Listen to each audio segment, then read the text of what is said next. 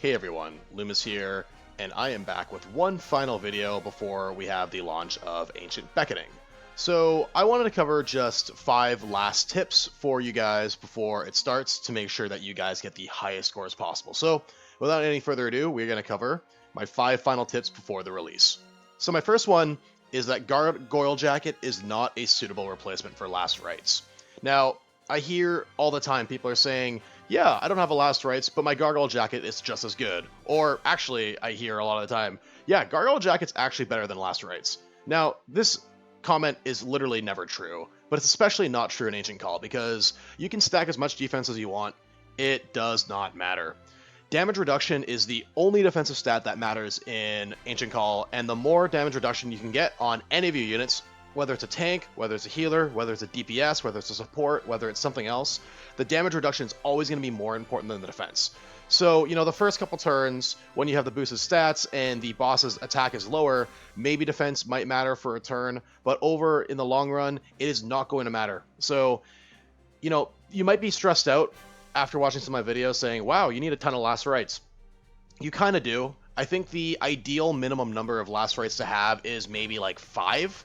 However, you can have less than that and definitely figure it out and still score pretty well. So if you're not swimming in Last Rites, it is not the end of the world. But do not think for a second that the Gargoyle Jacket is going to give you equal performance to a Last Rites.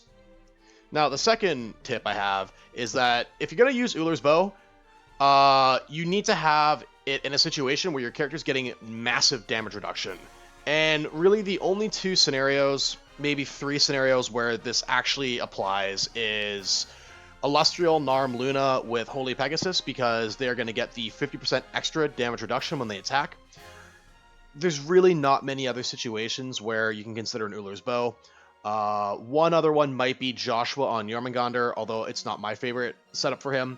But Eulers Bow, it reduces your unit damage by 10%, which is a massive drop. It is humongous. And, you want to do as much damage as possible. Having the 3 range, generally speaking, is not particularly helpful. So I would try to stay away from Eulers Bow in every situation except when you can use Holy Pegasus just to live longer. Otherwise, it's almost always not worth it, and any of the other bows are much better. Now, my third tip is that remember that you can share equipment sets. Now, for me, the set I'm going to have on Narm to DPS, Hugin and Munin, I'm going to share with Josh on Jormungandr, and I'm going to share it with Olivier on Sleipnir. That, instead of having 3 separate Last Rites, one for Josh, one for Olivier, one for Narm, I can share 1 Last Rites between all 3. And that's going to help me out a lot because, I don't have infinite Last Rites, for example, but it also lowers the amount of equipment you need to build. It lowers the amount of chance you need to roll. So because all those characters just want basically the same stats, they just want a ton of attack, it's going to help me out a lot if I can figure out how to maximize the equipment I already have and spread them out across the board. So as you prepare for Ancient Call, whether it's last minute or whether it's once it already comes out and you're trying to figure out, wow, how do I get to the next highest scoring tier, you can share equipment sets between multiple people and save yourself a lot of headache. Now, the fourth tip I have is that fixed damage is highly underrated. Now, fixed damage, the great thing about it is that no matter how high the stat scale on the boss, your fixed damage will never change, because typically it's based off of a multiplier, let's say, 1 or 2 times your attack or your defense or something. So you are going to be able to deal consistent damage on round 1 or round 40. And it might not be very helpful in the beginning because you're going to out DPS the fixed damage, but later in the fight when the boss's defense is getting sky high, the fixed damage is going to be very, very, very good. Think of it like stocks versus bonds. Stocks have a much higher potential on getting a better return, i.e. the DPS here you're going to be doing is like stocks, where bonds are going to give you a much safer return over a longer period of time. The fixed damage is going to give you safer damage throughout the battle. So remember that fixed damage is very good for these, and this is also another reason I suggest Arcane Battle Garb on so many units. It's a weird armor choice to have for someone, but because it gives you an extra fixed damage proc that you would not already otherwise have, it's just extra damage that you can hopefully help get to the next scoring tier on, or even climb the leaderboard. So remember that fixed damage is your friend. And for my last tip, this one's going to be a little bit of a longer one and a multi-part one. I'm going to give you never use me recommendations. So these are going to be units, I'm going to give one per battle, that I would recommend that you absolutely under no circumstance ever use, and the only reason you should use them is because for some reason you only have 6 characters in the faction, and they happen to be one of them. Now, these aren't going to be things like, for example, Landius on Needhog is a horrible idea, because he's going to tank everything, he's going to get the damage taken increase debuff stacks way too high, his damage is not particularly great. However, you know, if he's just who you have, and you have literally no better other options, I mean, I guess you can bring him just for the beginning, I suppose, and somehow there are even worse choices than him. So even if you have these units built, I would not recommend that you bring them whatsoever. So the first one is going to be on Needhog. I would recommend you never bring Listel. She makes absolutely no sense for that fight. She has really no single target options. She provides almost no utility on defeating anything. She is possibly the actually no, she is the worst choice on Needhog. I would rather bring a rare unit, an R unit. She's going to be that bad on Needhog. Even if she's your best unit in your box, do not bring her on Needhog. She makes absolutely no sense. Now the next one is on Fenrir. I'd recommend that you never use Zahra. She just does not synergize with the other units whatsoever.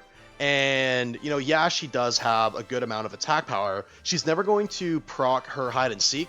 And she doesn't fit with the AoE strat. She doesn't fit with the fixed damage strat. She doesn't even fit with the magic damage up strat. And the characters in mythical and dark factions, it's not really viable to use the physical damage up strat.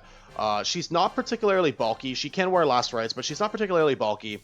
She just has almost no synergy with the other units that you would ideally bring on this fight. So I would recommend that Zahra definitely stays on the bench for Fenrir.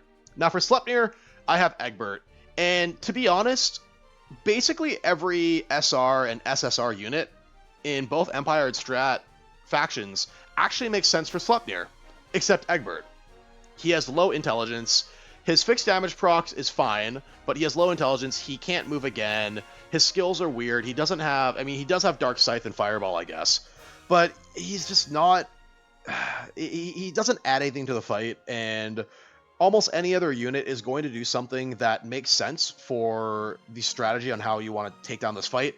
Egbert just kind of sticks out like a sore thumb, so I would definitely leave Egbert on the bench. Don't even think about bringing him.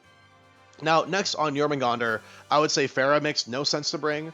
Again, Jormungandr is a boss where, for the most part, you could have a decent argument for bringing characters from both the Origin and the Meteor factions. However, Farah just doesn't have the single target skills that make sense, and her kit is not very friendly for boss dungeons like this, so, you know, she really can't take advantage of the things that make her interesting and unique and viable in other game modes, so I would definitely keep her on a bench. Lastly, which should be no surprise, my recommendation on Never Use Me for Hugin and Munin is going to be Ledin. Now, Ledin literally brings nothing to this fight. You don't need a tank. His DPS is absolutely miserable. And if you want to bring a faction buffer just to get the added effect from the faction buff, Elwyn's makes infinitely more sense because Ledin's only procs when you're attacked.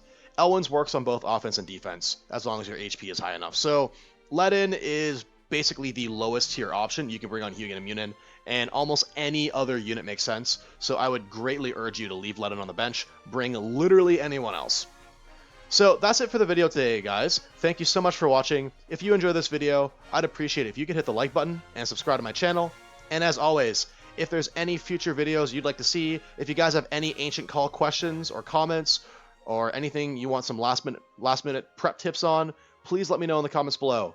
Thank you guys so much again for watching, and I will see you again soon.